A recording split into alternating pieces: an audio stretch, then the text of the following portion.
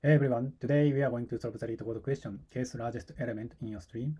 So design a class to find the case largest element in your stream. Note that it is a case largest element in the sorted order, not the case distinct element. Implement case largest class. So case largest um, taking a integer k and list nums. Initialize the object with integer k and the stream of integer nums. And int add taking a interval. So append the integer val to the stream and return the element representing the case largest element in the stream. So let's see the example. So you are given 4, 5, 8, 2, and so this 3 is I think a k. So we should return the third largest element in the stream. So if we add 3 to this input array, so we should return 4 because third largest element is 4. Like 8 is largest, and the second largest is 5, and the third largest is 4. So that's why we should return 4. And then we remove 4 and we add 3, and then next we add 5. In the case, add 5 here, add 5, and then third largest should be 8 is the largest, and this 5 is the second, and this 5 is the third, so that's why we should return 5, and then add 10, and then in that case 10 is the largest element, second is 8, and the third is 5, so that's why we should return 5. Before I start my explanation, so let me introduce my channel. So I create a lot of videos to prepare for technical interviews. I explain all details of all questions in the video, and you can get the code from GitHub for free.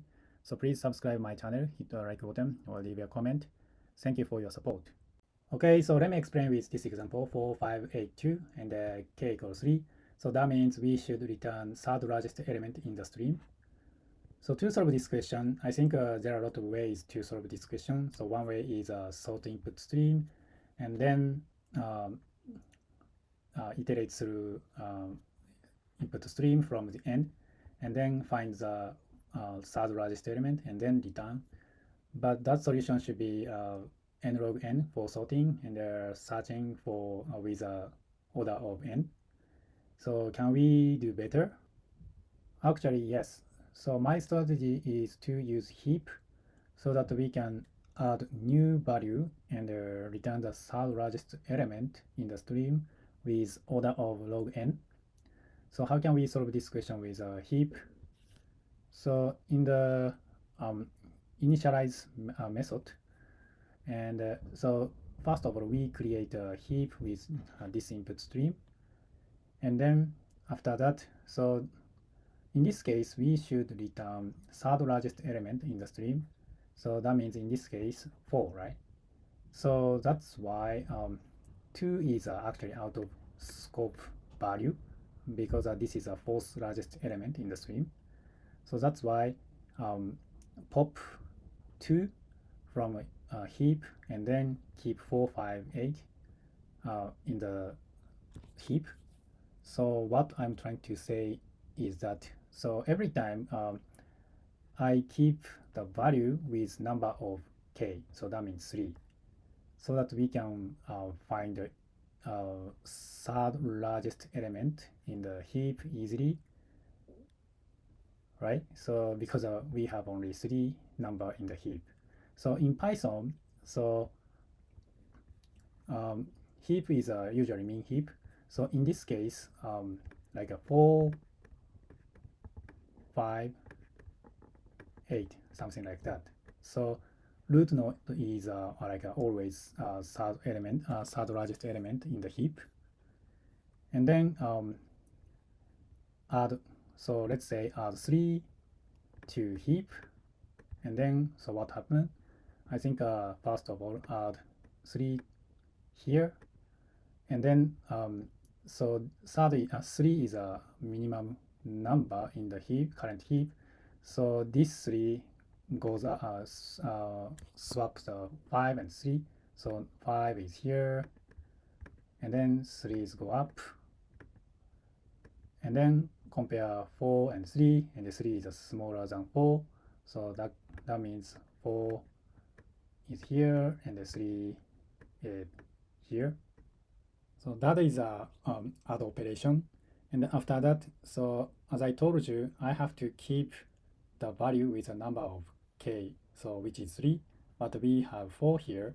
So that's why pop until we have 3 elements in the heap. So in this case, pop 3 from heap, and then after that, 5 is go to root node, and 5, and then but 5 is greater than 4, so that's why these two numbers are switched. So root node should be 4, and the left child is 5. So now 4, 5, 8. So after that, just return root node 4. So that we can return the like a third largest element in the stream. And then now like 4, 5, 8, 5, add 5 to heap, and then so 5 is here, and then so this heap looks good.